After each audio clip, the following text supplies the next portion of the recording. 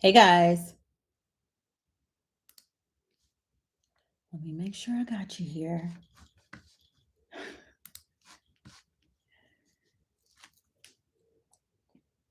Okay, guys, we're going to give everyone a few seconds to get over to this live stream. Please forgive me. I am still learning YouTube Live. Go on and grab your books. We have so much to discuss today. I have so many notes for you that we are going to discuss today about this book.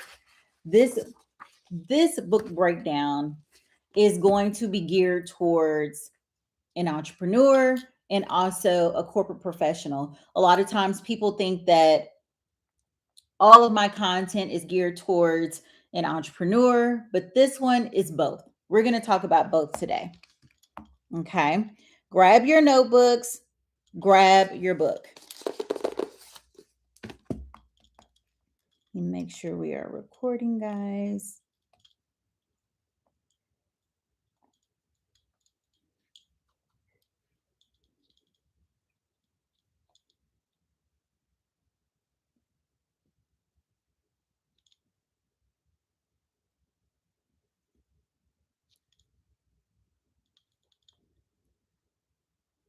Okay, there we are.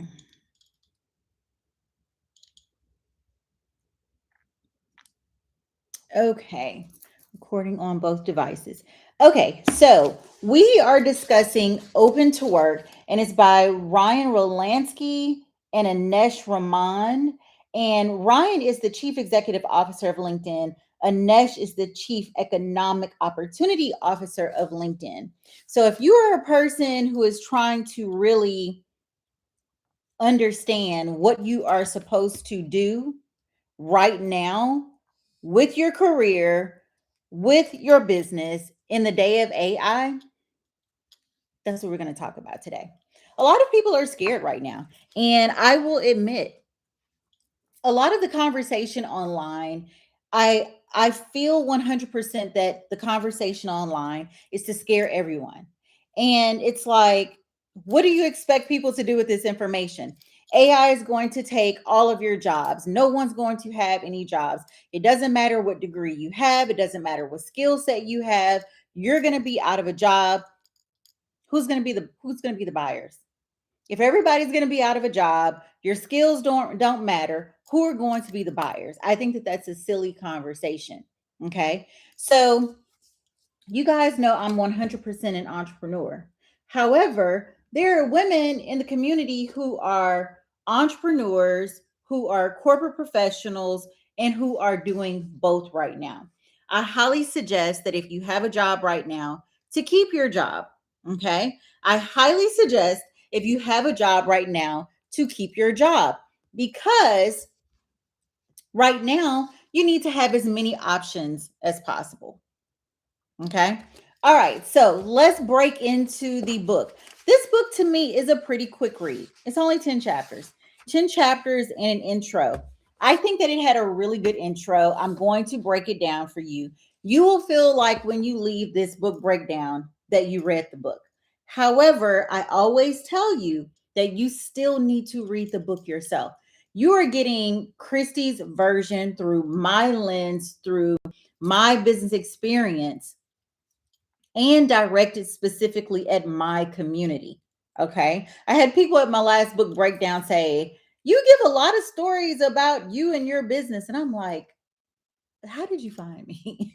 I am talking to the Women CEO Project community. Okay. So the book starts off with a story about NASA, which was very interesting to me. NASA and Apollo 13. I'm going to give you the gist. And guys, it's so funny because this story is just the first page and a half. Okay. This story is just the first page and a half to here. Okay. But it was so amazing because it is talking about something that our community is dealing with the most right now. Okay. All right. So let me give you the gist. I was going to read it to you guys, but let me just give you the gist. Okay. This is the intro. Apollo 13 began as a mission to land on the moon. Then, in a matter of seconds, an explosion erased that goal. The crew and mission control had to abandon the mission they spent years preparing for and focus on an entirely new objective: survival. Okay. Basically, everything started to go wrong immediately. After 2 days of a mission, things start going wrong immediately. Okay. What made Apollo 13 extraordinary wasn't that everything went according to plan, it was that no one froze. This man, Gene Kranz, refused to let panic or speculation take over. So he was one of the youngest people on the team. He was somewhere in his 30s. All right. And he was the most pragmatic, the most rational thinker on the team. No matter who else was there, how long they had been there, and how experienced they were, this particular guy, Gene Kranz, refused to panic. He was thinking logically through every single thing that they were facing at the time. Okay. Instead, he broke an overwhelming crisis into a series, write this down, a series of solvable problems. Every solution created another challenge. Like everything that they did, that didn't work. But instead of panicking, instead of, oh, well, just leave them up there, shoot, I guess it ain't gonna work then. I guess they not gonna make it back. He went to the next thing, the next thing, the next thing. Okay. Using creativity. Okay. Every solution created another challenge, but the team kept adapting, improvising, and moving forward. Using creativity, collaboration, and relentless problem solving, they accomplished what initially seemed impossible. Okay. Bringing all three astronauts safely home. Okay. The lesson is that when circumstances fundamentally change, success is no longer about sticking to the original plan. Okay. It's about redefining the mission and taking the next right step. I thought that this was an interesting way to start off the book, specifically for the Women CEO Project community. Okay. We have talked about ad nauseum that over 300,000 Black women have been laid off, fired, pushed out of their jobs. We've been talking about it since it started happening, I would say the spring of last year, right? What are we going to do? We've been talking about it. I don't think that any corner of that conversation has been left uncovered at this point. What do we do about it? Okay. So, one of the things that was interesting in this introduction, the introduction is called Failure is Not an Option. Okay. And one of the things that I talk to my clients about, I talk to some of the people that I've had this conversation about, the 300,000 plus women. Are we quitting? Do we plan to die? Are we quitting? Do we plan to die? If we're not quitting and we don't plan to die, hopefully, then we have to start thinking through and taking each challenge and working through each challenge and figuring out each challenge and moving forward. Ladies, does that make sense? Those, I can see the chat. Does that make sense? We have fully dissected the problem. I don't think that anything about the problem has gone yet undissected. We have gotten really clear on what that problem is. Now we need to list out our challenges, and everybody's challenges aren't going to be exactly the same. Everybody's home is different. Everybody's setup is different. Everybody's challenge is not going to be exactly the same.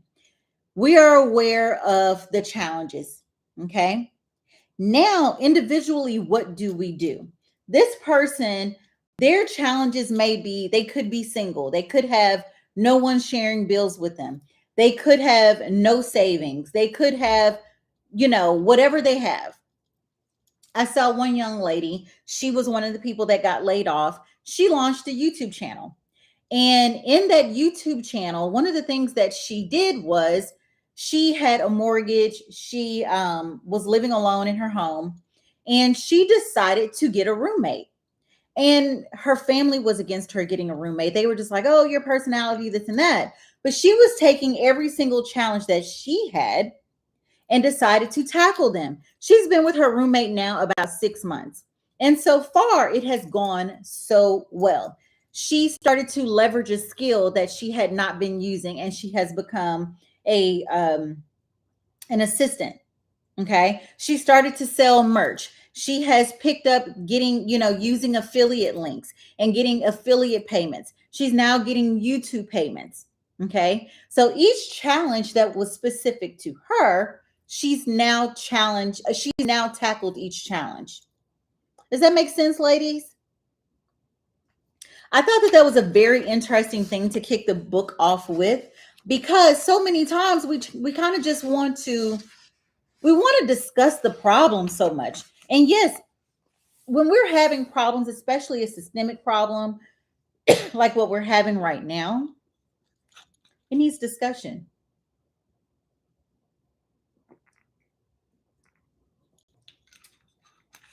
If for no other reason, to let people know we understand what you did. We understand what's happening. We understand that we're not crazy. We understand it's not a coincidence. But then what are we going to do? Okay. That is how the authors set up the book.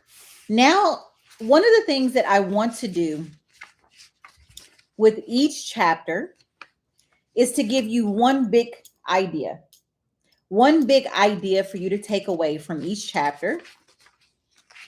And also one framework. Every chapter doesn't have a framework, okay? But a lot of them do. So I have pointed out what are the frameworks in each chapter. So for the intro, this is what I want you to write down as the framework, okay?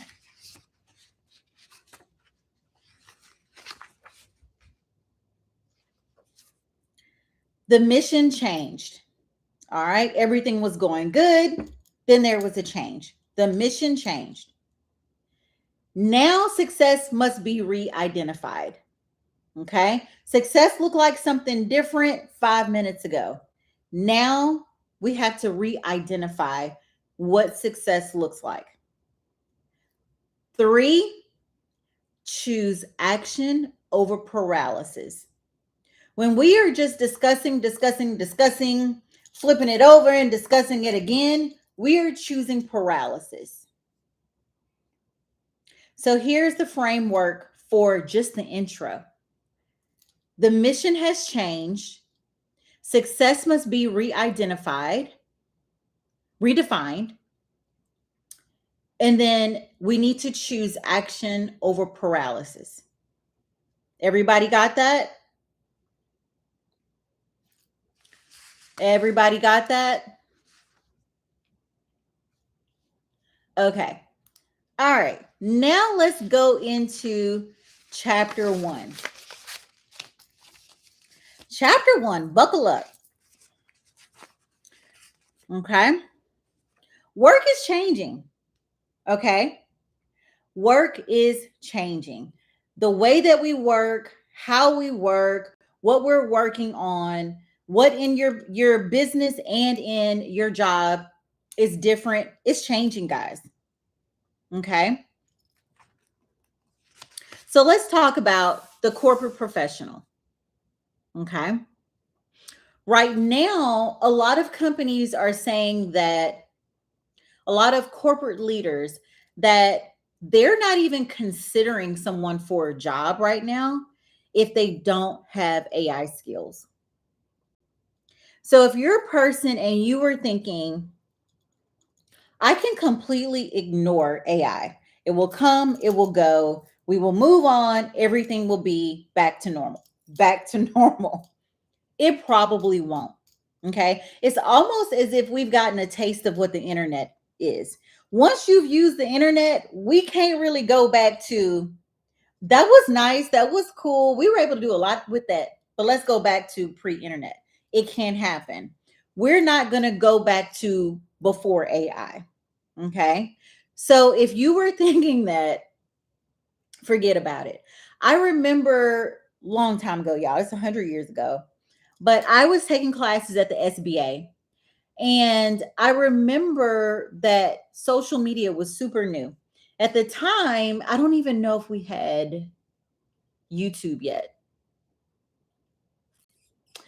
I know we had Facebook, and it was still very new. And I was taking a marketing class at the SBA, Small Business Administration. And one other thing about the Small Business Administration is they were more focused on hiring teachers that were old, who had all of this business wisdom, which I think is good, but I think you need to mix that with people who have fresh business insight. Okay. I remember taking a marketing class and the teacher totally dismissed social media. He said it was like a flash in the pan. It was going to come and go. It wasn't worth adding to the class. It wasn't going to be here in a couple of years, this and that. And I remember we kept butting heads in class because I strongly felt that he was wrong. Okay. I had no evidence. I just had a feeling you're wrong.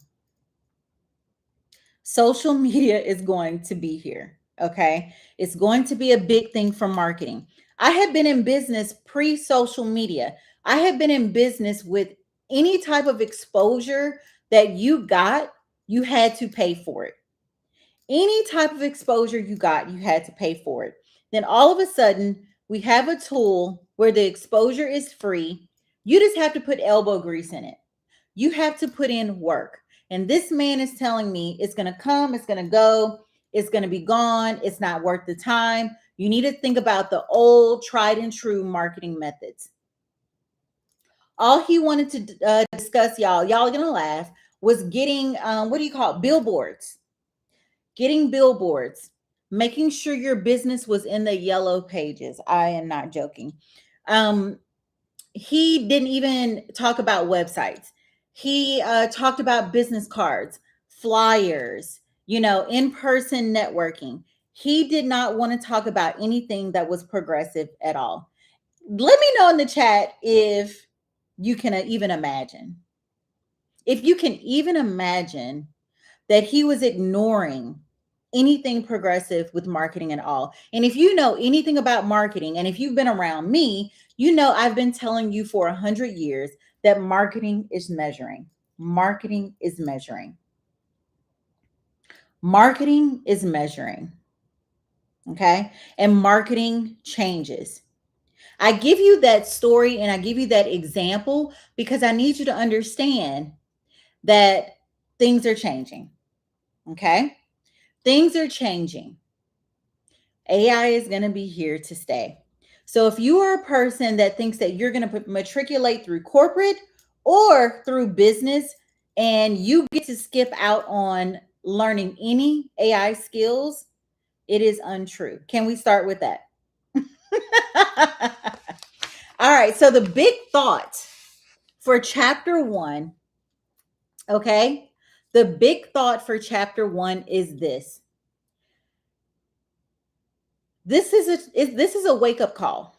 Chapter 1 is a wake-up call. The workplace is changing faster because of AI. It's just changing fast. Okay? Waiting for your company to prepare you is not the play. Waiting for your company to prepare you is not the play. That is not a strategy. That is a quick way to put yourself in the bucket to get laid off. Now, granted, you could get laid off anyway. Let's be clear. You could get laid off anyway. I want to be clear about that. The professionals who will succeed right now are going to be the ones who embrace AI, experiment with it, play with it, learn new tools, learn new ways to use the tools, and take ownership of your development. Take ownership of your development with AI tools. Ladies, let me know in the chat if that makes sense. Now, that's completely on the corporate side. On the business side, the big thought with this chapter is that AI is leveling the playing field in business. AI is leveling the playing field. Okay? The question isn't whether AI will impact your business, it's how it's going to impact your business and what can you do. My favorite AI tool right now is Claude. Claude is amazing. I still use Chat GPT. I still find things here and there. Okay, I will say this right now. Today, what is today? July 14th. That Claude is best for about 75% of my projects and things that I'm working on. Okay. There's still about 25% of my projects that Chat GPT does a better job at. It's amazing. It's still a few projects that Chat GPT is going to do a better job at. I'm in law and AI has really taken over. Yes.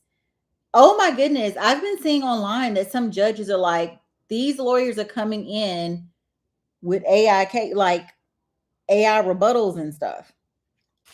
I don't know about that. What I will say is that it is hitting every single industry. Okay. So, can you get out of business right now? Can you get out of corporate right now without learning AI? No. But the gist of what I want you to get from chapter 1, they go through a couple of stories. One of them is when the ATM machine came about. Everybody was saying, there were articles written, everybody's saying, okay, now tellers are going to be out of a job, right? Tellers are going to be out of a job because the ATM machine is there. Okay. Over 75% of tellers, this is what the thought was, over 75% of tellers are going to actually be out of work because now there's an ATM machine. When in actuality, what happened is more tellers were hired. People wanted to talk more to a person, a real person. Yes, the ATM machine helped a lot. It helped with convenience. But let me ask you this. Do you still want to talk to a teller sometimes? Do you still need to talk to a banker? We opened up some bank accounts. What was that, like a month ago? We didn't go to a teller. We didn't go to a machine. There was no AI involved. We talked to an actual person. It's still going to be that way. Okay.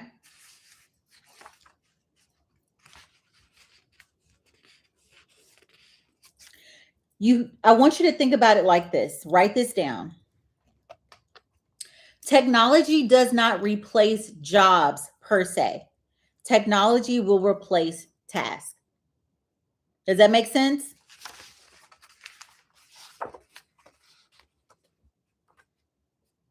Those are the main thoughts from chapter 2. It's basically just to shake you awake. Girl, you're not going to get out of this alive. You're not going to get out of this without implementing AI, whether you be in corporate, whether you be in business, whether you're doing both together. Okay? The best is to understand that. Okay? Chapter 2, let it go. Okay? The big thought that I want to give you with chapter 2, let me make sure I didn't miss a framework. The big thought that I want to give you with chapter 2, this chapter challenges us to stop measuring our value by how busy we are. It is not going to matter in corporate anymore about you looking busy. People are going to want to make sure that everyone that is on the team has a significant and noticeable impact to the business bottom line. Every person on the team has a significant and noticeable impact to the bottom line. Busyness ain't gonna cut it. Okay. AI can handle a lot of repetitive tasks now. So you just being busy for the sake of being busy won't do it. Significant work is going to mean more. Does that make sense, ladies? Our value shifts from doing more work to doing more meaningful work. Doing more work to doing more meaningful work. So if you're a person that's been making it in corporate with your head down and just kind of quietly getting it done, let me just put my head down, right?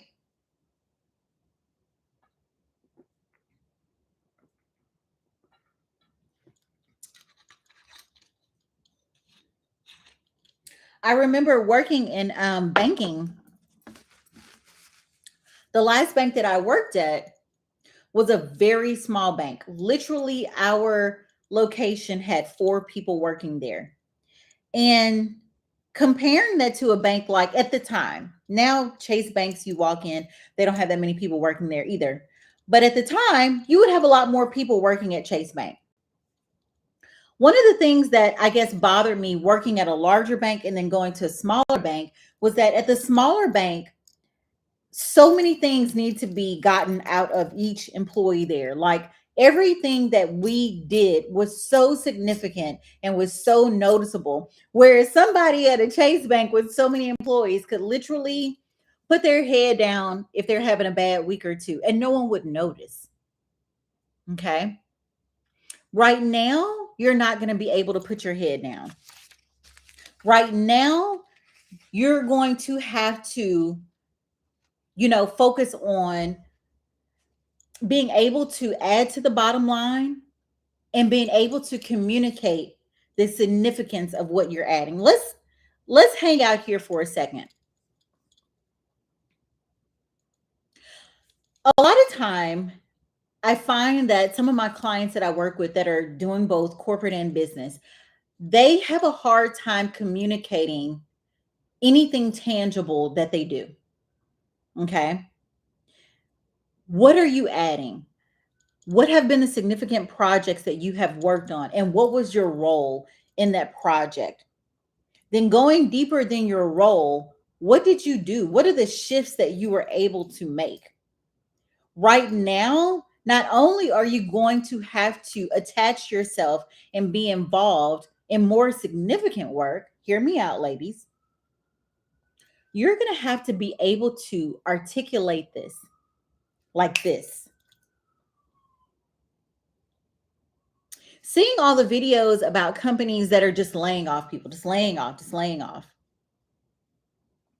I was watching one a couple days ago, and the company laid off the quiet people. That's what the video was about. The people who, yeah, they got their work done. They didn't really raise their hand in meetings. They didn't really ruffle any feathers. They weren't on any significant projects. However, they didn't do anything wrong. They were just quiet. Right now, you're going to have to work for significance. Now, let me pause for a second. What are you guys feeling so far? Let me know in the chat. What are you guys feeling so far? What are you thinking so far? Let me know in the chat. I want to get your feedback. Who has read the book so far?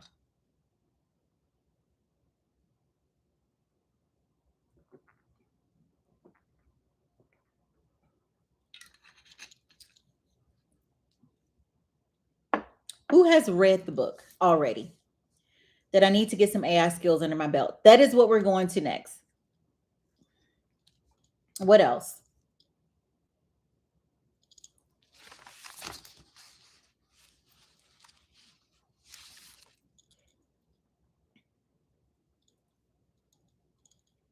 Anything else?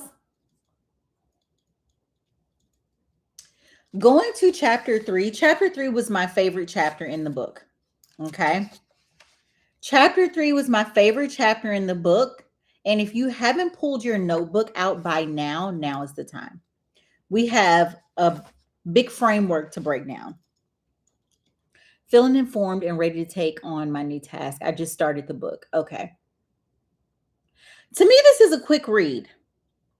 Someone asked me yesterday, she texted me and she was like, Christy, is the book good? It's okay. You guys know I read a lot. It's okay. I would give it an average. It's okay. I think that it's basically a water is wet, book, meaning that for me, all of these things were pretty obvious. There were a couple of really good frameworks in the book, but I think that it's pretty obvious. But I know that for some people, the reason I wanted to still do the breakdown is because I know that for some people, it may be an aha. It's people who thought that they could not learn or use social media and everything would just kind of really just be fine. And then you understood that that's not true. You're going to need to use it. Well, I know that there will always be people that think, well, I can just kind of dip in and out of AI. I don't know why you would want to. It can be so beneficial. Okay, let's get into that. Chapter 3 has a lot. We have a large framework to break down. But here is the big thought. Okay? The big thought for chapter 3. The future belongs to professionals who combine AI with distinctly human skills like creativity, communication, emotional intelligence, and leadership. Technology may change the work, but people still create trust. At the end of the day, people still want to trust a person. Okay. Now, the entrepreneurial big thought is your competitive advantage isn't your AI itself. It's your ability to combine AI with your unique insight, customer relationships, and creativity. AI makes your business faster, but your humanity makes it valuable. Let's add a bunch to that because I had someone ask me a question 2 weeks ago, enough for me to make a video about it. That video will come out in a couple of days. And she asked me if I thought that AI would replace coaches. Y'all know I had a lot of thoughts about that. I'm like, what I've seen so far, not even remotely close, not even kinda, not even a little bit. Okay. AI is so useful in my coaching business, but it's only as useful as the strength of my brain. I have seen people who, if you are a person who asks weak questions that you haven't given any thought to, AI will be so useless for you. It will be so useless. If you are a person that, and I give this example all the time, y'all. Christy, I open up the door to questions. Christy, what about marketing? That legit is not a question. How is that a question? In 2022, 2023, 25, 26, how is what about marketing a question? What about marketing? What is your question? What about marketing? What? In what area? What kind of marketing? For what kind of business? What's the goal? That's not a question. What about marketing? But I have learned that the people who are the laziest with their communication, laziest with their research, and laziest with their questions, they will not find much benefit in any AI tool. Okay. All right. So let's break down chapter 3. Chapter 3 has a framework. It's called the 3-bucket framework. Okay. Grab your notebook. Chapter 3 has a 3-bucket framework and it's several pages. Chapter 3 is pretty hefty, but I can break the framework down to you pretty quickly. Okay. Let me know in the chat when you're ready. Let me know in the chat when you're ready. Put ready in the chat so I know you're paying attention.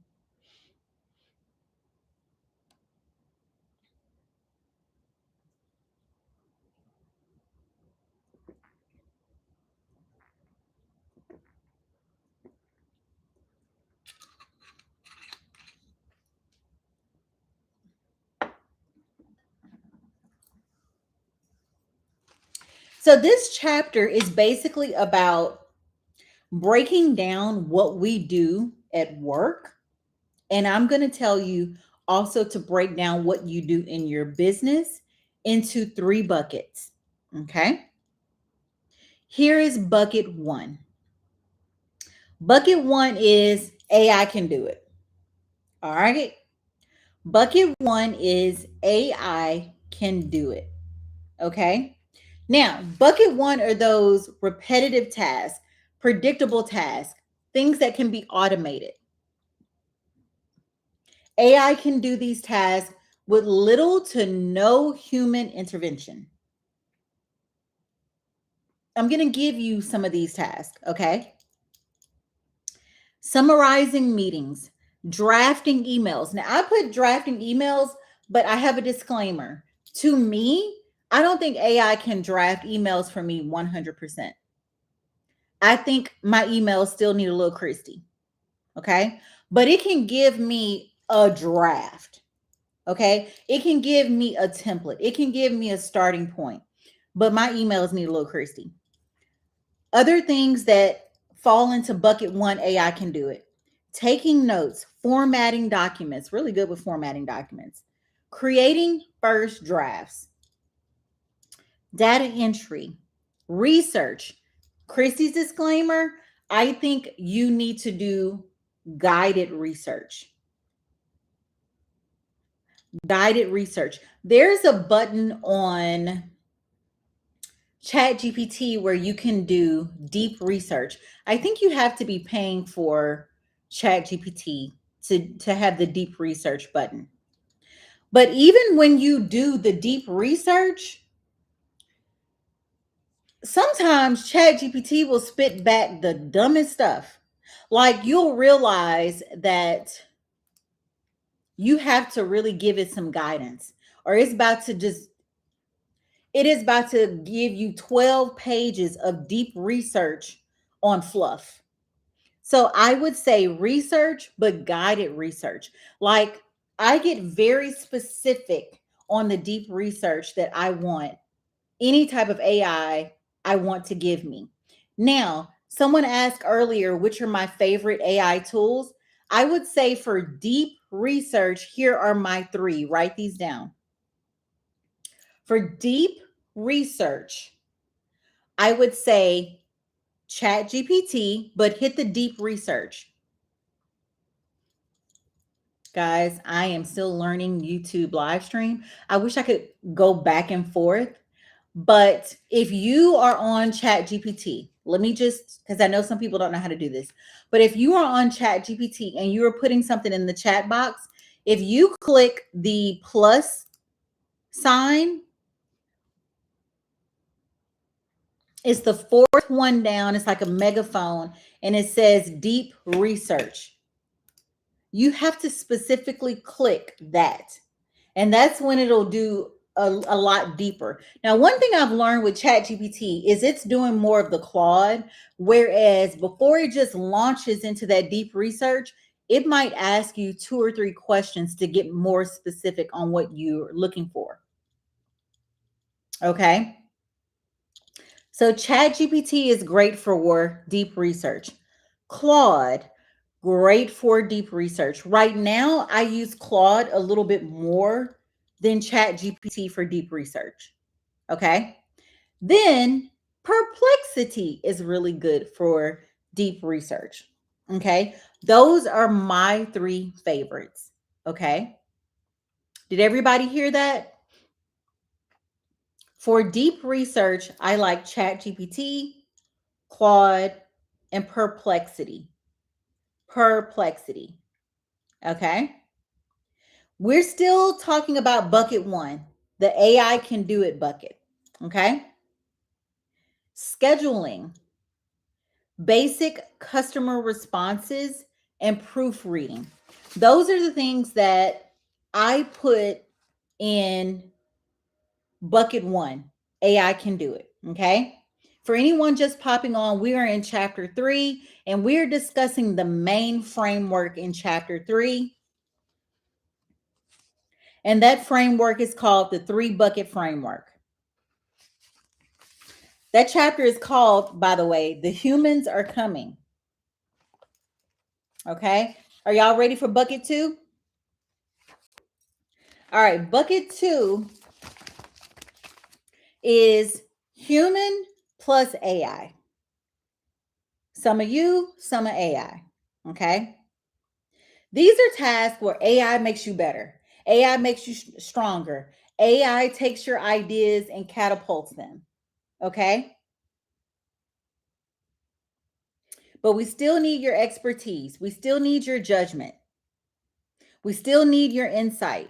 We still need your guidance. Everybody got that? We still need you as a decision maker. Human plus AI. So think of these type of examples.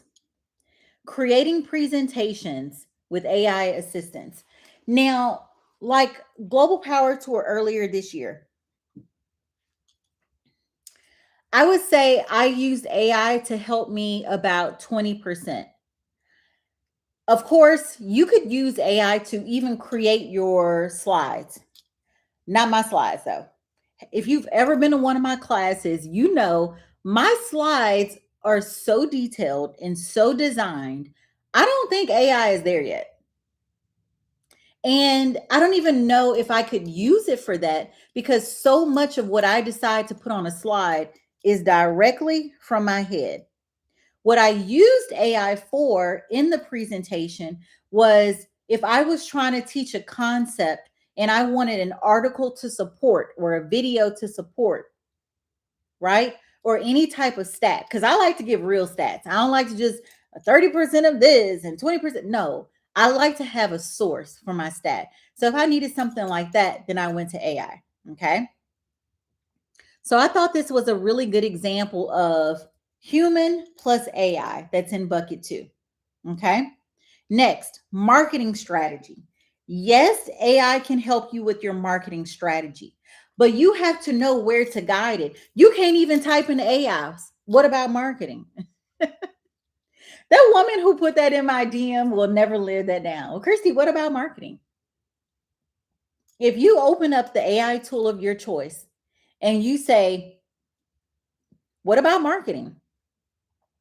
Yeah, it'll spit out a lot of useless information that probably has nothing to do with whatever obstacle or whatever project you have in front of you. Okay. You need to at least guide it. Okay. Marketing strategy for what type of product?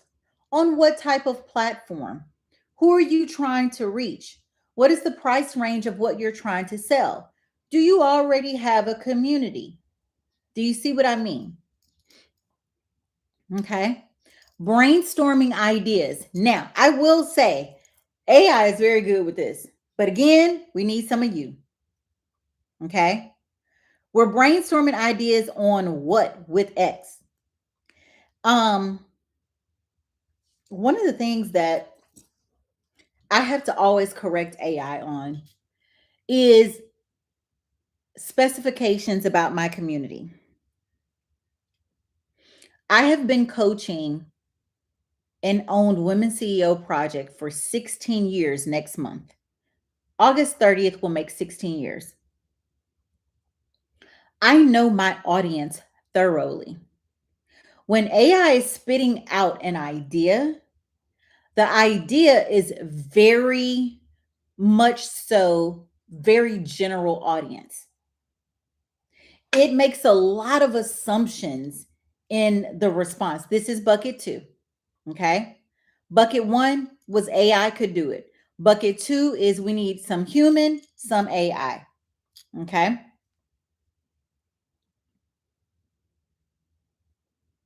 So when you are trying to brainstorm ideas, you have to give whatever AI tool you are using your specific audience and what you already know about your audience. If not, a lot of assumptions will be made and you'll have to go back in and, oh, well, no, my audience does XXXXX. My audience purchasing habits are Y. You have to go in and make a lot of corrections. Does that make sense? Now, this is a side note. This is a side note.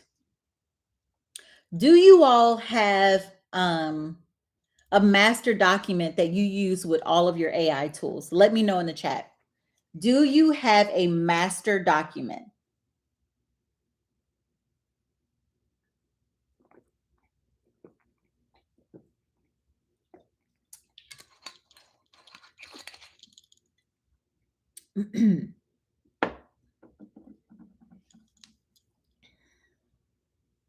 No? Okay, write this down. One of the first things that I want you to do after this live stream is to make a master document. I have been using a master document since December. Okay. My master document, again, I wish I could share my screen, but this is not Zoom. Let me see. I'm not going to touch anything, mess up our live stream. I just want to check. There's no way I could share. I guess not. My master document, basically, I made it on Claude. My master document is a PDF, and I basically had a session with Claude. This has nothing to do with the book, y'all. So just put this to the side. I went into Claude. We're going to have a brainstorming session to create my AI master document. Okay. So that I can upload to any project and the project knows everything about me.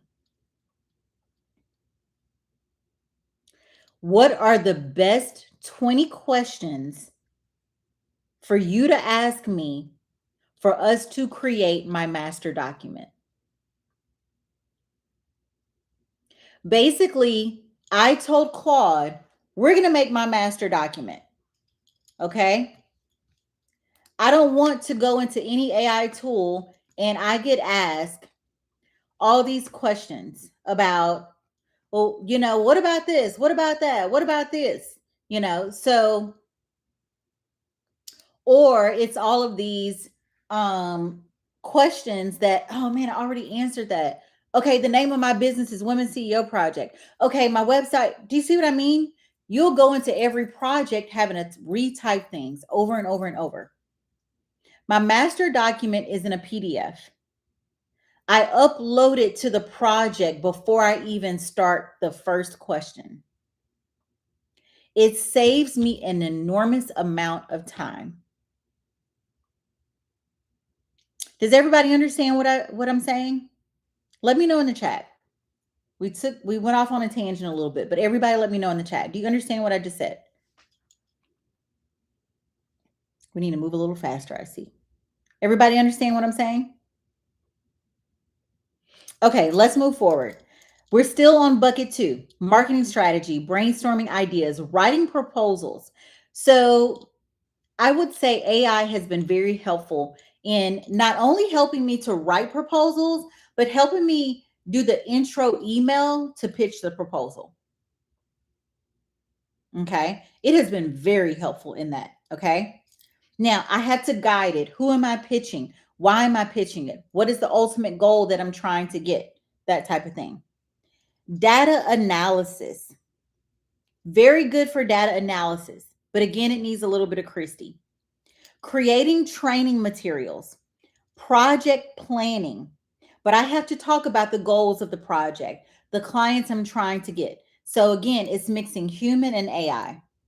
Sales preparation. Okay.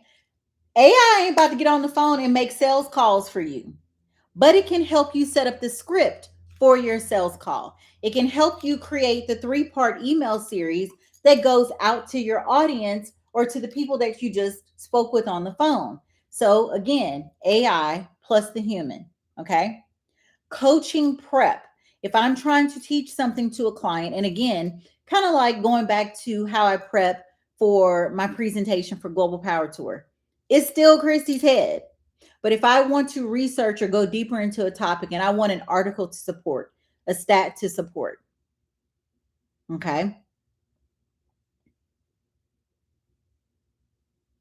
A lot of me is still needed. A lot of you is still needed. So it's a mixture of how can you best bend the AI tools available to get done what you need to get done. Okay. So if you are using this, whether you're in corporate or you are in business, creating training materials, Ms. Johnson, creating training materials, you are making buckets. So even at your job, you're going to have things that AI could help you with at your job, and just AI needs to do it and you can automate it. It's best that you learn how to do that. Again, guys, I watch videos on this all the time. There are some companies that are penalizing some of their staff if they don't use AI. So you need to divide all the things that you're doing, whether it be in your business, whether it be in your corporate job. What can I automate with AI? Bucket one. Bucket two, what can I do better with AI, but it still needs some of me? Okay. Now let's go to bucket three. Bucket three is only Christy can do it. This is where Open to Work says you need to spend your time. Open to Work says you need to spend your time on bucket three to keep matriculating through corporate, to make yourself unique, to make yourself stand out. Everybody with me?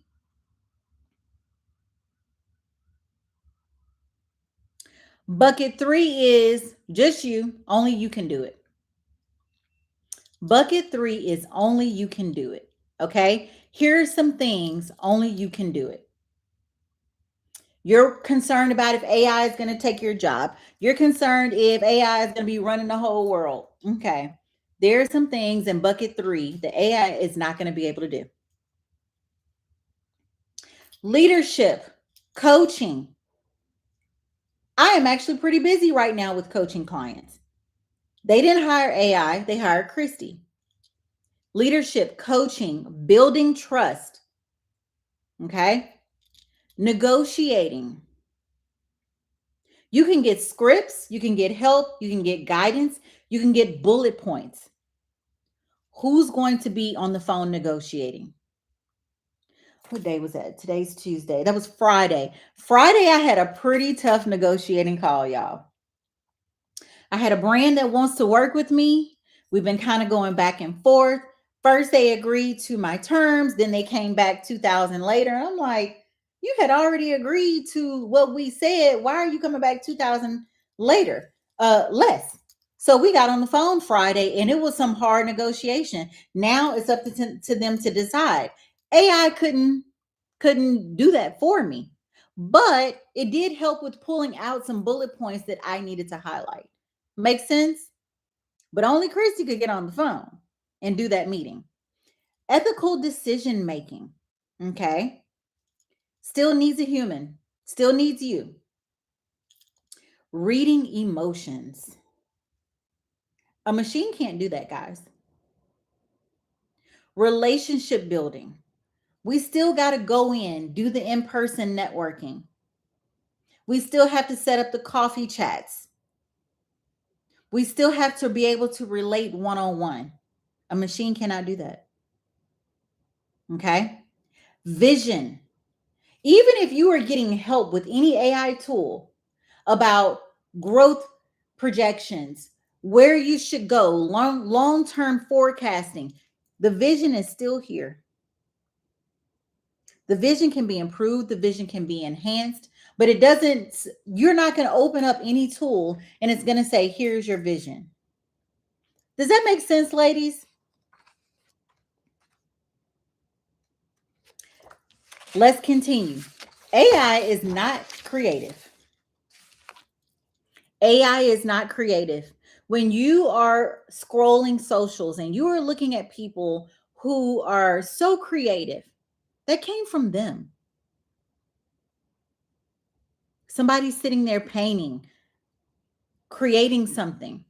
AI cannot do that. Judgment, public speaking. Who is getting on the stage to speak?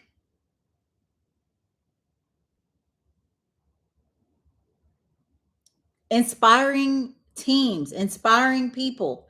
Does this make sense? You can sit here and research till you are blue in the face, right? If you get hired to speak, who's on the stage? Y'all remember when like people would get accused of just, taking other people's materials, copying it, making it out of an ebook, making it out of a course, right? We all knew people who were doing that. But those people could never go and speak live. Or if they did, they would bomb. And it was because they didn't have any knowledge in their head. It wasn't their knowledge. They were regurgitating other people's knowledge, other people's content. When you get on the stage, it's all you. You can get help with research, you can get help with your facts and your stats, but it's all you.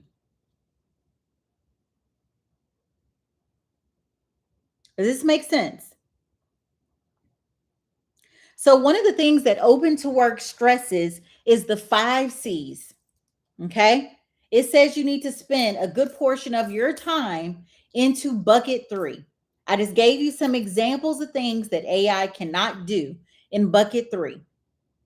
Continuing in bucket 3, Open to Work discusses your 5 C's for you to invest in. Write these down. Your 5 C's.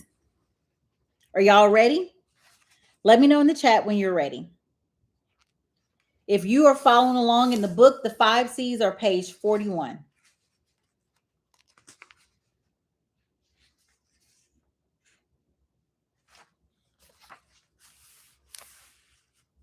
First is curiosity. AI can process patterns only humans ask. What if we tried something completely different? AI can process patterns, but only humans ask, what if we tried something completely different? So the first C is curiosity. The second C is courage. AI can calculate risk. Only humans decide what risk is worth taking. Okay. The third C is creativity. AI can remix what exists. Only humans reimagine what is possible. It's us who takes information and decides, I'm going to put this strategy with this strategy, with this idea, mix it up and come up with my own. Does that make sense? All 10 of us can read a book and come up with a different strategy on how to do something. We all come with a different recipe, like I tell you all the time. We come with a different recipe. Our recipe is a mixture of some of the skills that we have, that we've gained over the years, some of the skills we've gained from jobs, some of the skills we've gained from projects we've worked on, some of our life experiences, in combination with whatever we read from a book. Make sense? The fourth C is compassion. AI can simulate concern. Only humans feel and express it. I work with mostly women. I know that for a lot of women, until some things are together in their lives, it doesn't matter how good the strategy you're giving them in business, they're not going to launch it. They're not going to get it done. I talked about this in my live stream yesterday, guys. Who was on my live stream yesterday? I talked about running your personal life like a business and getting that organized and getting a system involved in your personal life. Because until I can be sitting there talking to a woman and I can see her eyes glaze over and see her zone out, it doesn't matter how good I'm teaching her. It doesn't matter what obstacle of hers I'm breaking down. If she has her personal life in shambles, she is not listening to me. Only a person can recognize that and can identify that and then do something about it. Does that make sense, ladies? And then the fifth C is communication. Okay. AI can translate language. Only humans can turn language into meaning. That was chapter 3. That was my favorite chapter of the book. I like that framework. Okay. All right, let's go to chapter 4. Let me try to move it a little faster, guys. And I said this was a quick read. I mean, it's a quick read, but I can turn anything into a lesson, a deeper lesson. All right, so let's go to chapter 4. The major thought idea for chapter 4 Chapter 4 is called The Lost Einsteins. Okay. Talent exists everywhere, but opportunity doesn't. This chapter reminds us to recognize hidden potential in ourselves and others to create opportunities where traditional systems may overlook them. I thought that was interesting.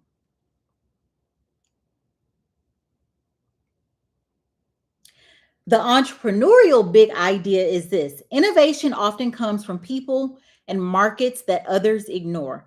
Entrepreneurs who solve overlooked problems and serve overlooked audiences create extraordinary opportunities. That's a lot. That's a mouthful.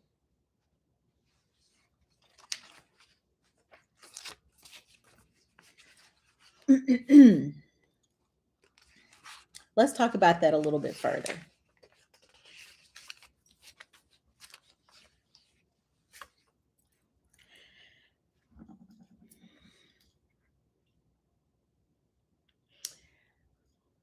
Going back to leveraging AI last year, many of you heard my live stream where I talked about using ChatGPT to help me pitch for a couple of opportunities.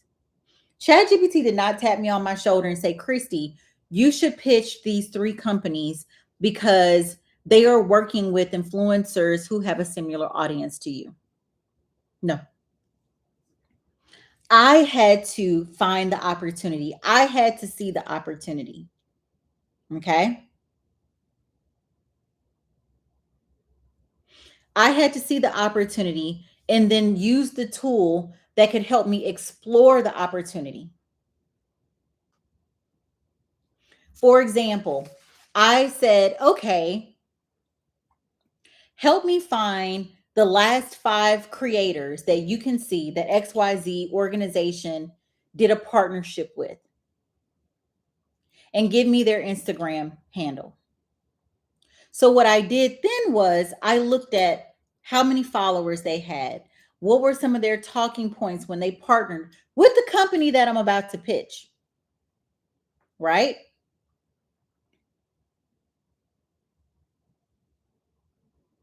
And then I pitched them. And my pitches seemed so detailed because of the research that I had done, but I used AI to help me do the research, but the opportunity I found on my own. Does that make sense, ladies? Let me know.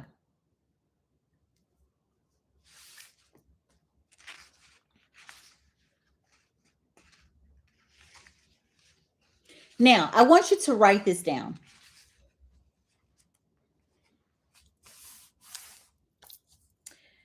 This chapter is about uncovering also not only just opportunities, but uncovering hidden talents. So, guess what I want you to do? I want you to take your current resume and I want you to upload it to the AI of your choice. Okay.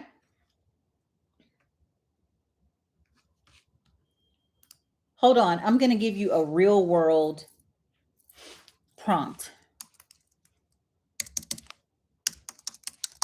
I guess that's what we can do on a live stream, right? I want to give you a real world prompt. We're going to do it in real life. Wish I could show you my screen.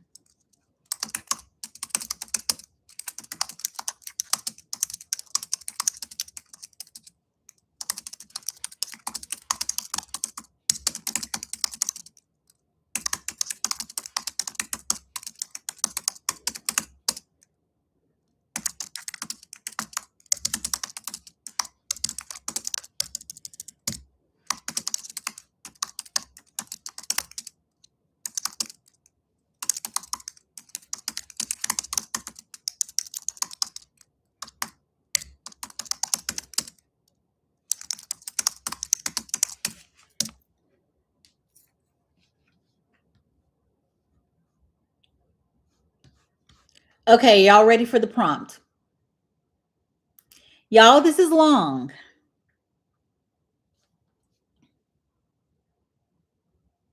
This is long. Tell me, do you want this prompt? You're going to have to write this down. Do y'all want this prompt? This is something that I've had my clients to do. I did it myself because sometimes, a couple things. Number one, we ignore our hidden talents. Number two, things that come easy to us, we don't look at as talent all the time because it comes easy to us, so we're not recognizing it. Three, sometimes we need someone outside of us to identify talents. Does that make sense? Okay, write this down. I'm gonna say it slow, but y'all, for time's sake, I'm gonna only say it once. Okay, I'm gonna look away from the screen, so I'm not gonna see your chat for a second. Here's the prompt. I pulled this directly from my own client's chat GPT for my client. I've uploaded my resume. This is the prompt, y'all. I've uploaded my resume. Analyze it thoroughly and identify the hidden talents, transferable skills, and underutilized strengths that may not be obvious from my job titles or stated experience alone. Dash patterns across roles, expertise combinations that are rare or valuable, and capabilities I likely take for granted because they come naturally to me. For each hidden talent or skill, for each hidden talent or skill cluster you identify, explain concisely why it has market value and who would pay for it or partner around it. Let me pause right there. Y'all getting this? Are y'all getting this? Okay, let me continue. Who would pay for it or partner around it? Then map out each skill to concrete opportunities across 3 categories. All right, these are the 3 categories. First, contracts and freelance work, specific types of engagements, industries, or buyer profiles that would pay for this skill set. 2, business opportunities. What ventures, productized services, or offers could I build around what I already know?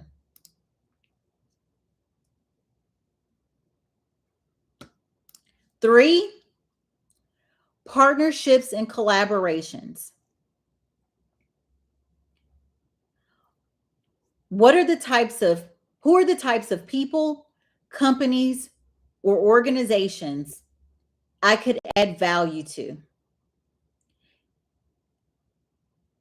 and what I bring to the table? This is the last part of the prompt, ladies. Be specific. Don't list generic skills like communication or leadership. Go deeper into what my resume actually reveals. If you notice a rare combination of skills that creates a distinctive positioning angle, call it out explicitly and explain how I could use it as a pitch or differentiator. Close with 2 to 3 highest leverage moves I should consider first. Close with 2 or 3 highest leverage moves I should consider first based on what appears to be my strongest and most monetizable profile. I know. I know.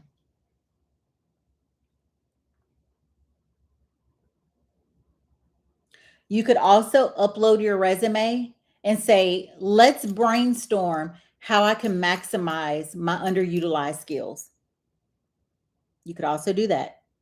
Now, I gave you word for word my prompt, but you could also just brainstorm. Okay. That is the gist of chapter 4. We need to find those unused, unleveraged, unmonetized skills. Y'all got that? Let's go to chapter 5. Chapter 5.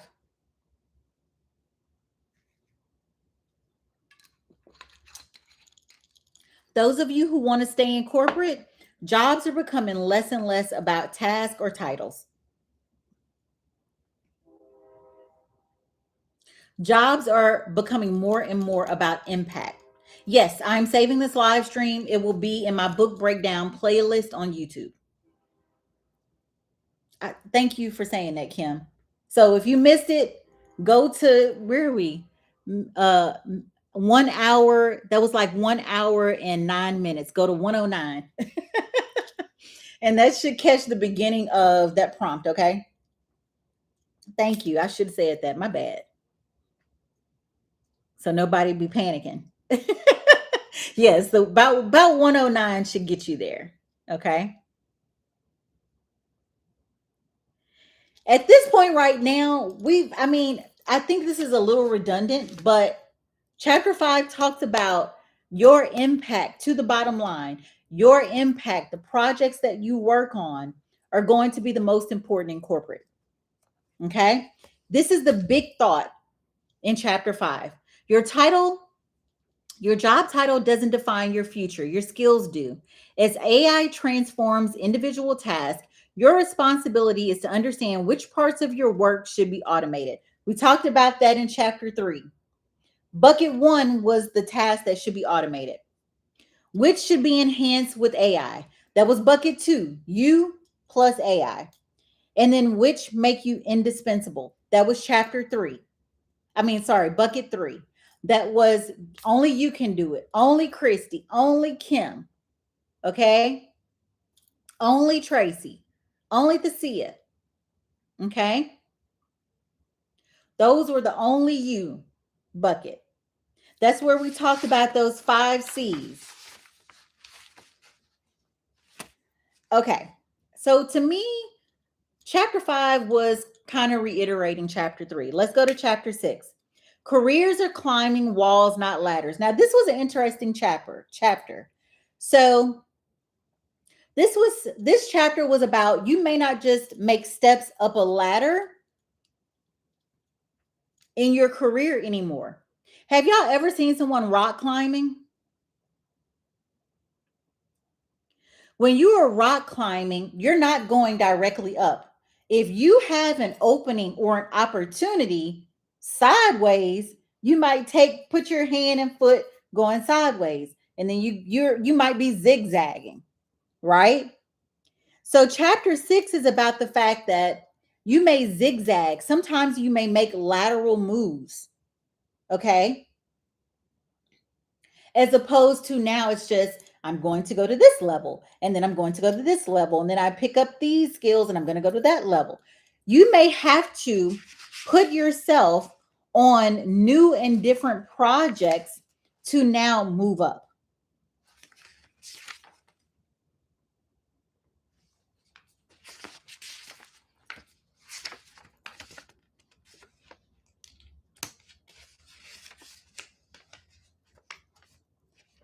Does that make sense? A lateral move can be a good thing in disguise. There is a framework in chapter 6.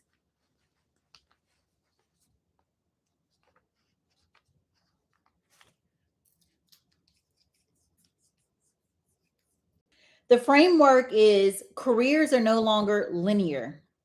Growth comes through lateral moves, projects, experiences, special projects. You need to pitch yourself for projects.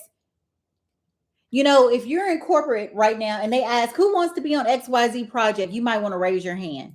Even if it is something that will expand you, stretch you.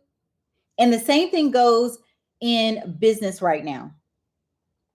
This is a great time to learn new skills. This is a great time to work with different types of clients. I started working with a new client. A new client signed up with me last week. And these are still using Christy's skills, but I'm going to have to stretch a little bit, being honest. I even mulled over it a little bit. I took a couple days. I took a couple days to decide if I wanted to take them on as a client. And it was basically, I'm going to have to stretch a little bit in a particular area.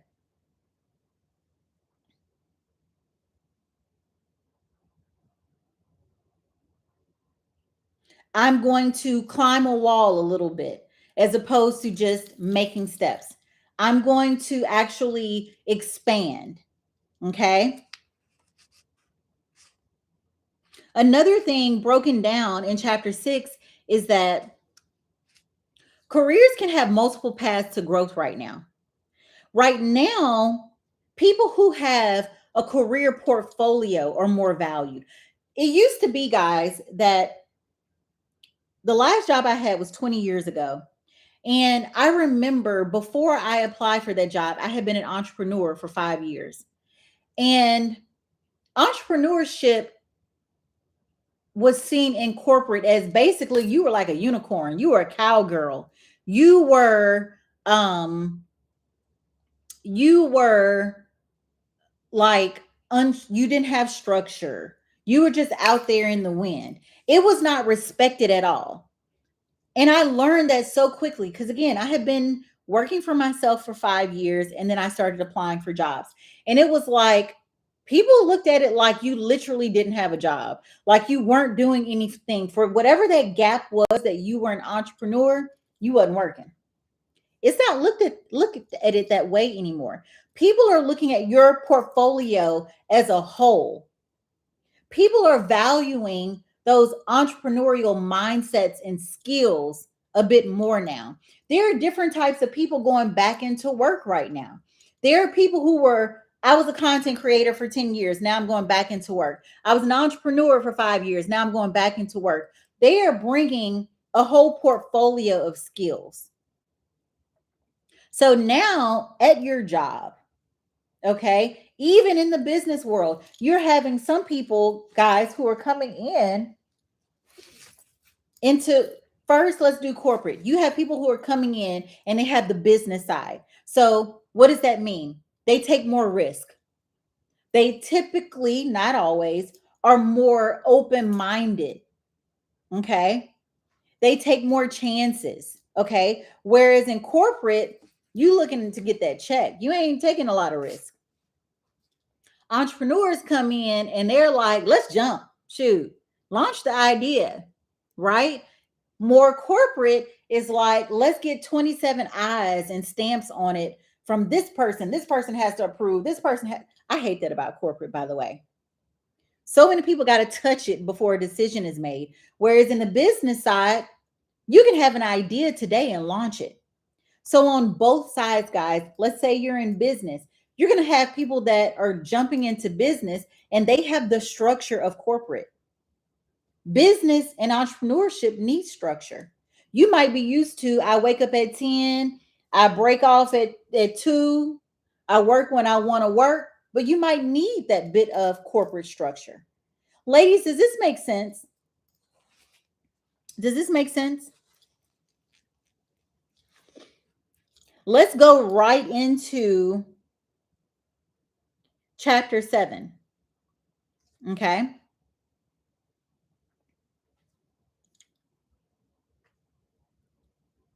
Chapter 7 said that org chart ain't gonna mean too much. What companies are looking at is who solves problems. If you are a person at work and you are waiting for someone to tap you on your shoulder to solve a problem, you are going to get passed up at work. You do not need to be assigned as a leader to start having leadership skills and to start taking the leadership role on projects and at work.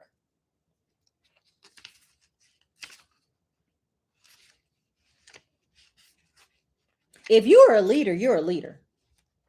If you are a leader, you're probably the leader in your friend group. You're probably the leader in your volunteerism. When you go and you volunteer at the church, you probably lead. If you are a leader, it's in you. It wasn't necessarily the title given to you. It's just in you. Leaders are going to get recognized at work. Okay? Let me give you another example that everybody understands. You ever been into a restaurant where you can tell that they're waiting on the person who has been assigned to your table to come help you or to come pick up your plate? And you like, well, dang, this is a restaurant. Everybody should be involved in the customer having good service.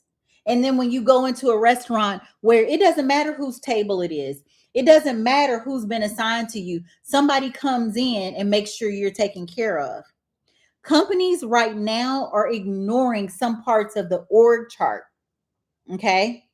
It's about who's solving problems. So if you want to stay in corporate and matriculate through corporate, you need to learn how to be a problem solver. You need to raise your hand for opportunities to work on projects that have problems and to contribute even across teams.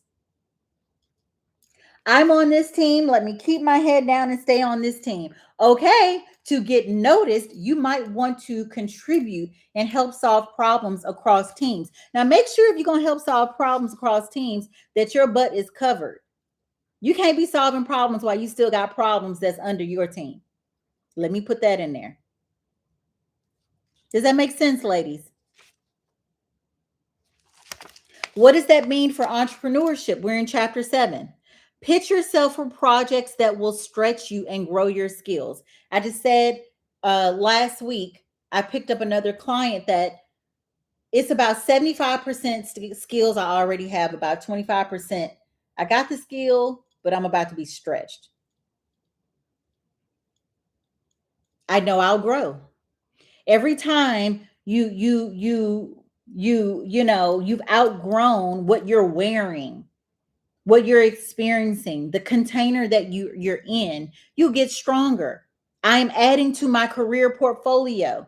Every time you challenge yourself and you get on a new project, you work on another team, you are challenging yourself, you are growing, you are adding to your career portfolio. Take on a project or a client that is different for you. Okay? All right, let's go into chapter 9. Did I skip one?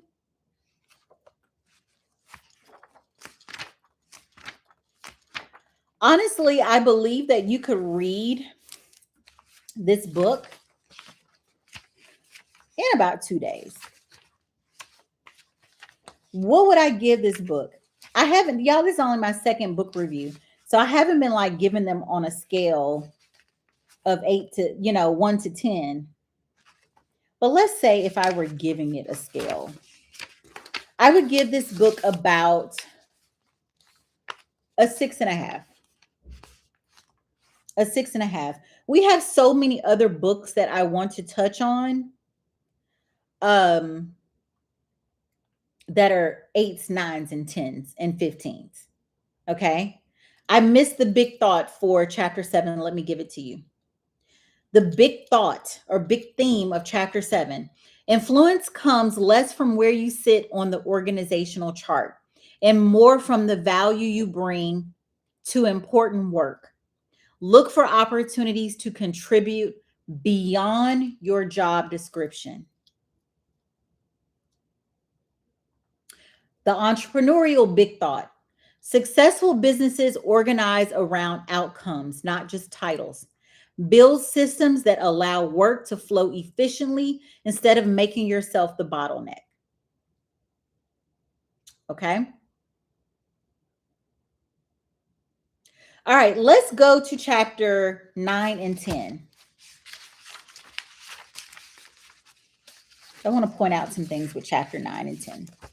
Okay, let's talk about the big thought for chapter 9. Nobody beats you at being you. I say this all the time. All I can be is Christy, and Christy is all I want to be. I tell you this all the time on our Instagram page, on our live streams there.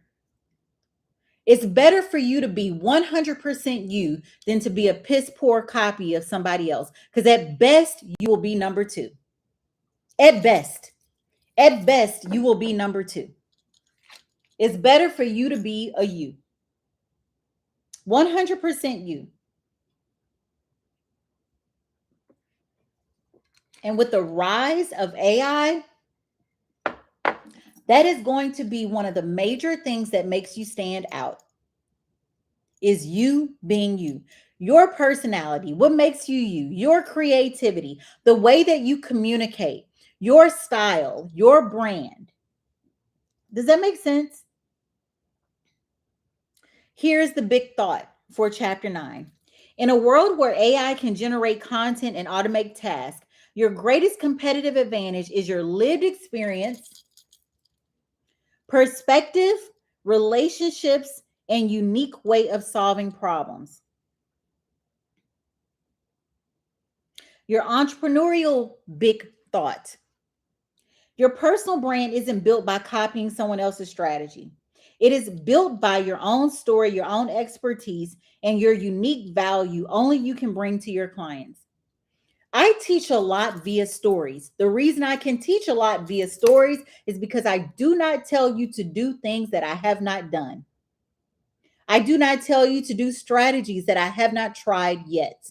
So, because of that, I typically have a personal story, a personal business story, a story from one of my clients. So, I teach a lot by telling stories. That is a Christie method. That's why somebody in my last book review was like, "You include a lot of your stories.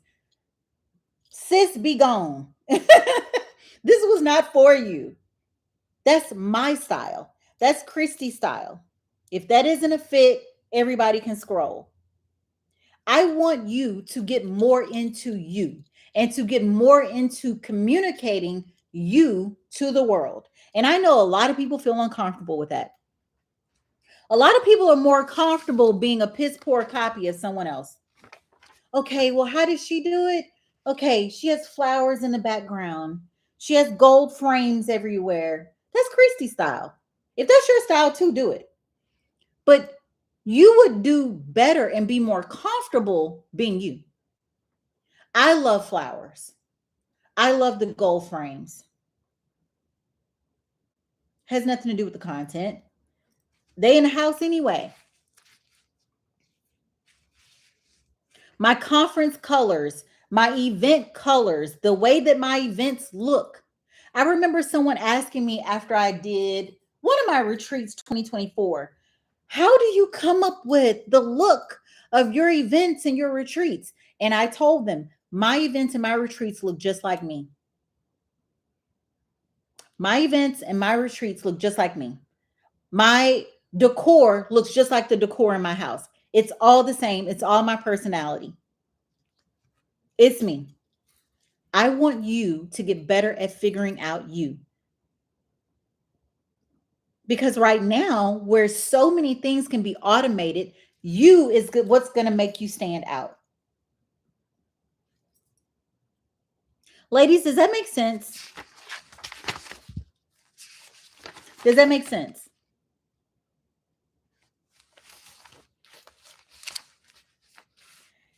With all these talented women out here, especially the ones got laid off, competing on credentials alone ain't going to do it. It's a lot of credentialed people. It's a lot of credentialed people. Thank you, Tracy. That's what I think. Everything I do look like me. Everything looks like me. Why does my staple machine on my desk got to be rose gold and acrylic? When you come to my events, my podium is acrylic. Most of the jewelry on my wrist is rose gold. Rose gold. One thing about being you is you won't forget it. You ain't going to trip me up. Make sense? It is a competitive advantage. Thank you, Kim. You see what I mean, though? I want you to spend some time brainstorming and figuring it out you. A lot of times people are scared to be you because they think people are going to judge you. It is true. Y'all, if you can imagine, let me tell you something a little vulnerable. I didn't do YouTube for many, many years, like consistently, because my teeth were crooked. They're more straight now. I'm still doing braces, but I was so concerned because, man, people can be brutal in YouTube comments, not in the way that they would be on Instagram. People weren't as brutal. I had a video to go viral on Instagram, and people were like, she didn't overdrawn them brows. And I'm like, well, dang. But it was true. And I was like, let me go find a smaller brow pencil. It did what it needed to do, because I did go find a smaller brow pencil and watched a couple videos on how I could draw in my brows to make them look a little bit more realistic. But Instagram, they weren't just like ripping you to shreds. I guess if you go viral all the time, maybe people do. I don't know. I go viral every now and again. But man, on YouTube, people would eat you up. And I'm like, oh, Lord. They are critiquing her audio, her visual, her outfit, her teeth, her makeup, her hairline. Oh my goodness. Bless my. Now it's like, girl, get over yourself. Let's move. Let's do it. Right? So I understand not wanting to show more of you. I understand that sometimes you might feel that it's safer to just try to create a copy of somebody else who looks successful. But I am telling you that right now, in the age of AI, it's going to make you stand out more, learning more of who you are, right? And being more of that. Does that make sense, ladies? Most of y'all didn't even know that. You see? All right, let's talk about chapter 10, the final chapter, because I want to do a breakdown in there. Final chapter, final chapter. I mean, I think it's a decent book. I did toy back and forth with if I was going to continue with the book breakdown, because I'm like, is there enough for businesses and corporate professionals? And I decided yes. One big theme, I have a couple things that I want you to take from chapter 10, and that is learning to work with AI, even in small ways, can greatly impact your career and business. Learning to work with AI, even in small ways, can greatly impact your business and your career. Okay. All right, let me give you a big thought for chapter 10. First is, this is very important, y'all. No one is responsible for your career more than you are. No one is more responsible for your career more than you are. Right now, we have to take a really sober look and assessment of our career. Business career, corporate career, combination of both, with whatever you have. Girl, what do you need to do? What do you need to do? How do we leverage your skills? How can we take what's in your hands and multiply it? How can we CYA? How can we make you more visible? How can we get you on some projects that are being seen? How can we get you more FaceTime with your boss, your immediate boss? How can we get you a mentor within the company? All those things, we got to work on it. Okay, ladies? The entrepreneurial big thought for chapter 10. Being open to work also means being open to change. I tell you all the time, a major part and skill set of an entrepreneur is being able to pivot. There will be changes, there will be ups, there'll be downs, there'll be left, there'll be rights. And if you want things to stay exactly the same, you will die in business. You will die. I remember being in real estate where the software is X. And we have spent the first for me, my first 5 years in real estate learning X. Then they're changing it to Y. Who knows why? Maybe it was cheaper for them. Maybe it was more efficient. The city of Houston is changing the software to why. And everybody has to learn why. And I remember some old heads, just no disrespect, but some old heads in real estate in the office complain. Why are they changing this? Why are they doing this? I'm going to go in and retire. I'm going to quit. Because overall, for Harris County, no, it's for city of Houston, Houston was changing their software. And you either needed to learn the new format, the new software, or quit real estate. In entrepreneurship, you are going to have to make pivots. You're going to have to do back bends. You're going to have to readjust, refocus. You're going to have to refresh. You're going to have to readjust. The entrepreneurs who thrive will continually adapt their businesses, embrace new technology, and never stop learning. Okay. This is the last framework, and it's in chapter 10. And they suggest you doing a 90-day plan. Let me break down that 90-day plan for you. Okay. And then I'm going to open the floor for questions, ladies. This is our last chapter, and then I'm going to open the floor for questions. Y'all ready? Let me know in the chat that you're ready for the last framework. Let me know in the chat.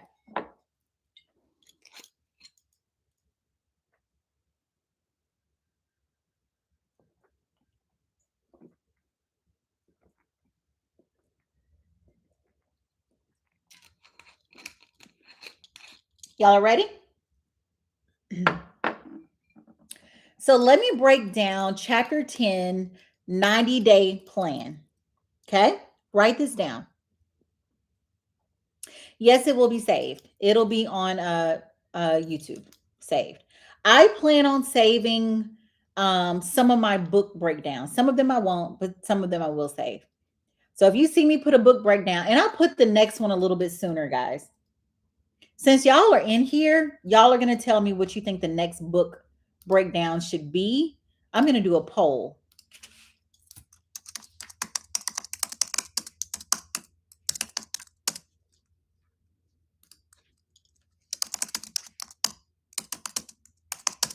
Hold on.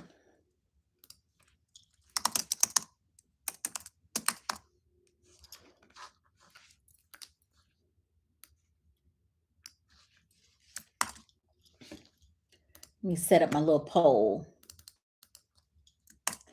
Okay. And don't forget your next book breakdown affiliate links for those that need to buy a book. Okay. Oh, well.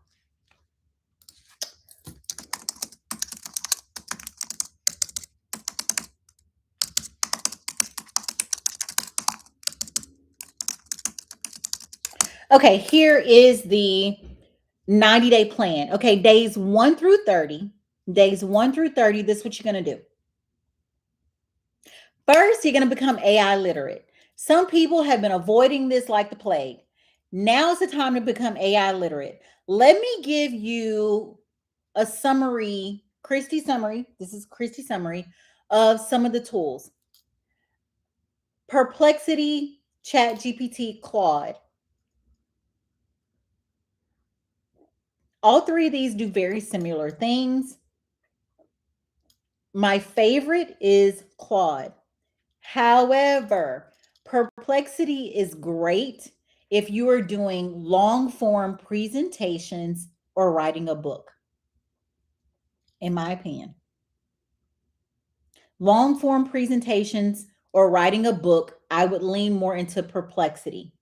If you need some really good stats and research and some good dashboards built, jump into Claude. ChatGPT is still good. It's Claude. I would give it number 2 to Claude. Okay. Now let's talk about Gemini. If you're trying to do some automations with any type of Google product, I would use Gemini. When I'm trying to just get on my phone and I might, open up Gemini and then I put in like I do the audio on Gemini and I'm like, add these things to my calendar. Y'all, I might be driving. And I just have the audio open on Gemini. Gemini will add all those things to my calendar. Okay. If I'm trying to do anything with Google Docs, Google Forms, any type of Google Suite tool or Google Business tool, I would use Gemini for that. Okay. I want you to spend the first 1 to 30 days and become AI literate. This is the time to get comfortable, play with each tool, play with multiple tools, get onto YouTube, ask what are the top 10 AI tools for a content creator? What are the top 10 AI tools for a coach? What are the top 10 AI tools for an accountant? XYZ. Start playing with those tools. As you're playing with tools, you'll get introduced to other tools. Play with them all. Ask them questions. See the type of output you get from the tools. Does that make sense, ladies? That's what you're going to do for 30 days. Okay? Play with it. Play.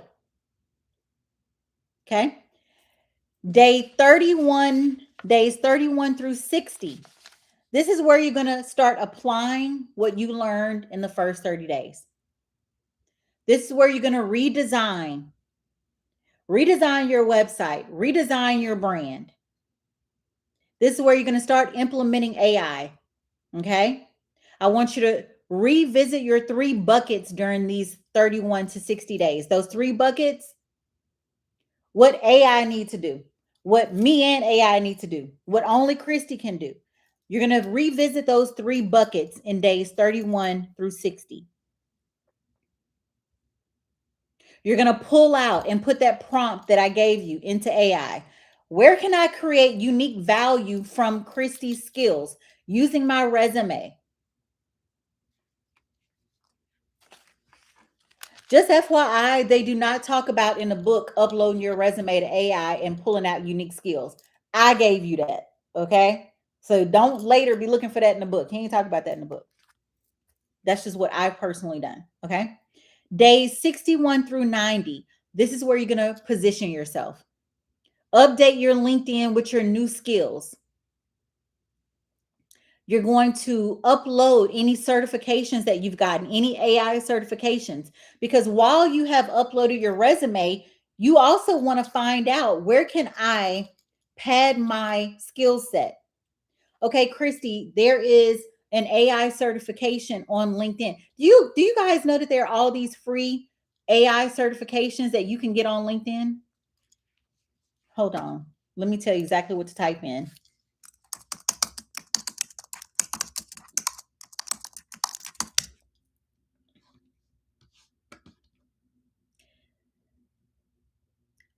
Fully free AI courses offering verified professional certificates to add directly to LinkedIn, your LinkedIn.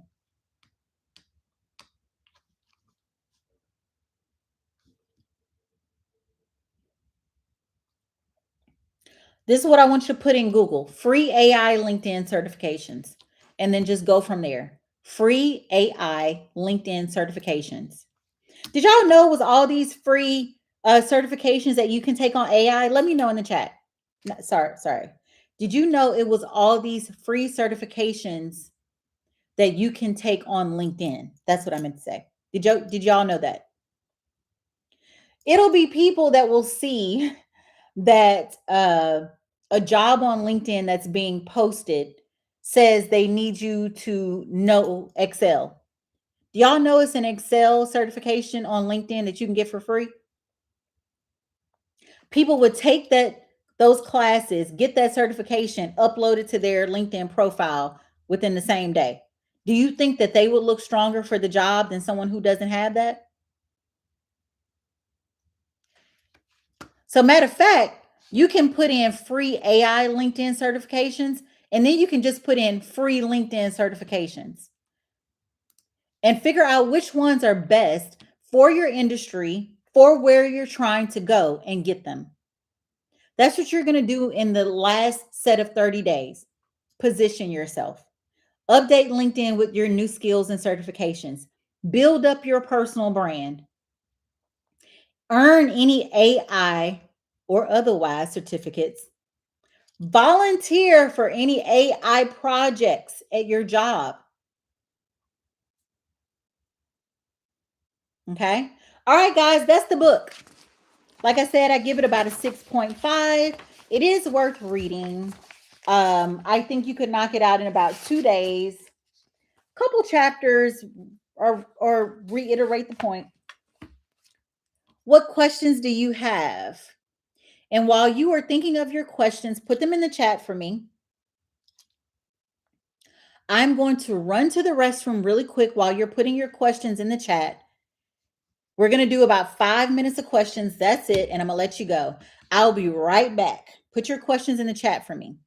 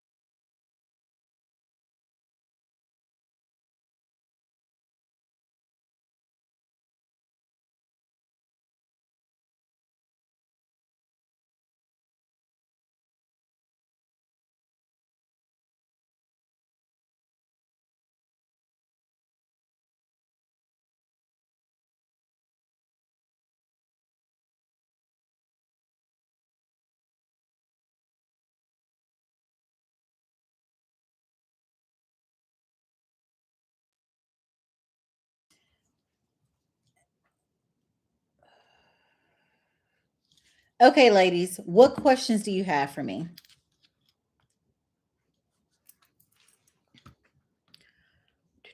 I haven't hit enter on the poll yet. What are the pros and cons you've seen of bucket one activities in your business having AI do your scheduling customer replies? Um, I would say you can't 100% just have AI do your responses. I just don't believe that. Some people do, and to me, you can 100% tell the people that do. You can tell with their little responses. You like, girl, that's AI. You know. So to me, um, it isn't 100% hands off. You have to be involved, and that's what I see. Okay, that's what I see. What other questions do you have, ladies? I think I'm going to do the next book review in a month. I read through books pretty quickly, but I feel like if I did them like every 2 or 3 weeks, that number one, my time, I'm busy. But then two, most times people are coming to the book reviews, they haven't read the book. So I'm just, talking to you about a piece of material that you haven't read. So I want to give you time to actually read the book. Okay. Here's the poll. Let me start it. So there you go. You can vote. Let me see. I've dropped part of my microphone, y'all. Somewhere.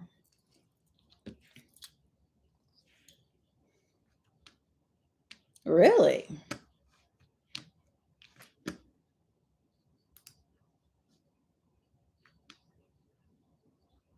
Has everyone voted?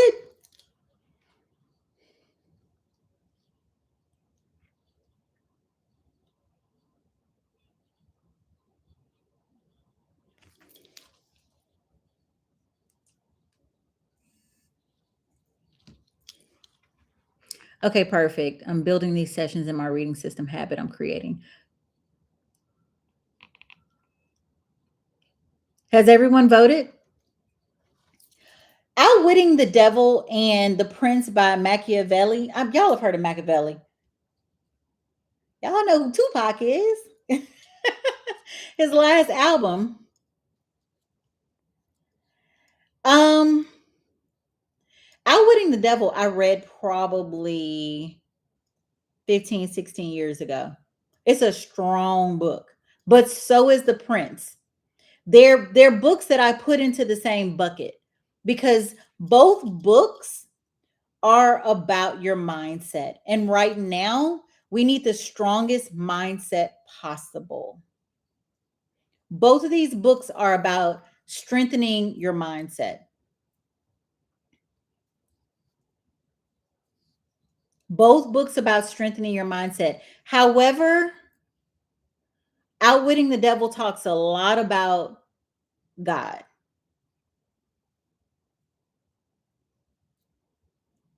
Like Jesus. Okay, let me not say it like that because everybody's God is different. Jesus and the devil. Okay.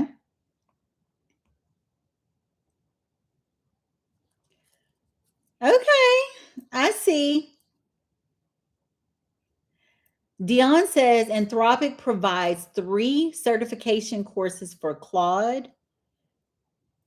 Y'all, that's amazing. The Prince is deep. They're both so deep. Like I'm gonna try to stay out of because I'm biased in an area.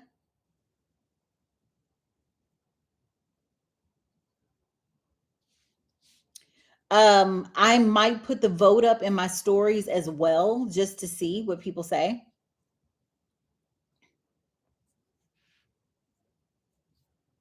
It taught me a lot. I'm spiritual, not religious, and it made a lot of sense. Okay. All right, ladies. So if you continue to show up for book reviews, I will continue to do them. If it becomes a point where people don't show up, I am not going to get on and talk to myself. Y'all, I got so much to do right now. Our schedules are packed right now. But I appreciate you popping on with me. Yes, I'm going to leave the book review up. It will be up. Drop me a comment. Let me know in the comments. Let other people know what you thought of it. Because some people go in and they read the comments before they do it. So they watch it. So anyway, guys, I will see you all soon. Have a good week.